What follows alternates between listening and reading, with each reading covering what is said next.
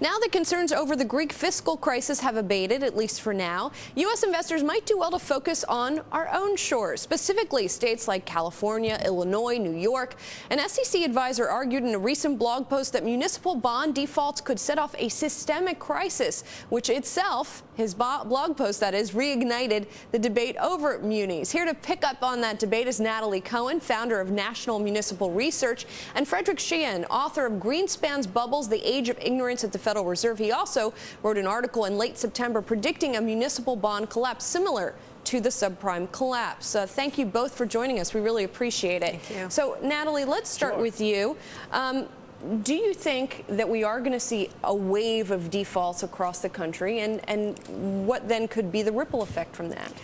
No, I do not. There are two views in the municipal market now. One is that there is going to be a systemic collapse, and the other is coming from, for example, the rating agencies that are upgrading and recalibrating all the ratings into the highest categories.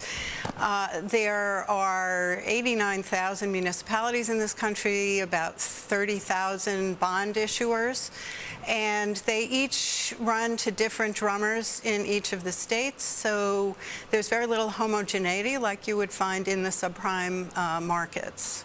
So, Fred, I'm going to turn it over to you because I know that you are quite concerned about a default in the muni market. I mean, do you think that there is a homogeneous nature of the muni market enough that it could set off some kind of crisis? Well, I think maybe that I have a third view, which is that there will be serious problems, but they will be in specific areas. A systemic crisis to me sounds like, the stock market, it all sells off. You don't have any safe place to go. And when states run into trouble and some go into possibly not paying on their bonds, there probably will be a sell-off. But that doesn't mean that there won't be a rebound later on among states that really aren't in that much trouble.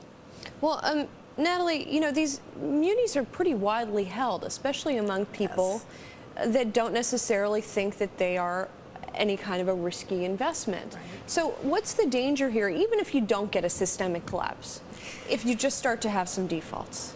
Right. I think one of the hazards that we're seeing is that people are generalizing, and when there is a crisis such as in California, or for example, people have focused on Harrisburg, Pennsylvania, the entire market gets lumped into one basket. What, as an analyst, a career-long analyst, obviously, if you were in the stock market, you wouldn't necessarily close your eyes and just pick any stock. You would do a little bit of work. You would have a gut feeling about a company. You would look at their management, and you would do some analysis. The municipal market is coming off a time period when bond insurance was kind of a buffer between the investor and the issuer of the bonds. And the bond insurer had a whole staff of people that went through audits, that went through the official statements, and made a decision to wrap the bonds, and that reached about 50% of the market. Well, there's just a little problem. So we have a little problem today, yes. With no bond insurers that are out there that are doing, or dramatically fewer bond insurers who are doing this kind of business. So, Fred, how do you know what you have in your portfolio if you have muni bonds in there and you don't have the analysis available? Yeah. There are some distinctions, for instance, between general obligation and revenue bonds. And I think there might be a misconception there that because the research will generally show, well, general obligation bonds are safer because the state has to meet the obligations. But revenue bonds might, in a lot of circumstances, be safer, particularly, say, if it is a bond that is backed by water payments, sewerage payments within a town that have to go to paying the bonds, the water and sewerage bonds. But I guess the question is, Fred, if you're an individual investor, I mean, what resources do you have to find out this information about these muni bonds? Yeah, there are so many different in the.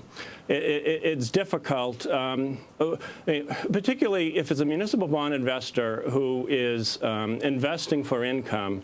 and they're getting 3 or 4% or whatever it is, they have to be pretty sophisticated to put in the time and really acquire the knowledge to make that 3 or 4% worth it in the months ahead.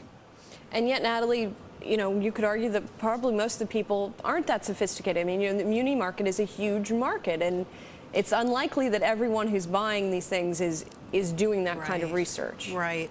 It's true. However, the official statements are now publicly available on EMMA, which is a new development. It's the Municipal Securities Rulemaking Board. It's public, it's free. Like Edgar, you can download the official statement before you invest, and in fact, you should do that. You can take a look at the profile of the community and, have they grown dramatically within the 04-07 period, which is a danger zone. If that's the case, then maybe stay away or look a little bit further into it.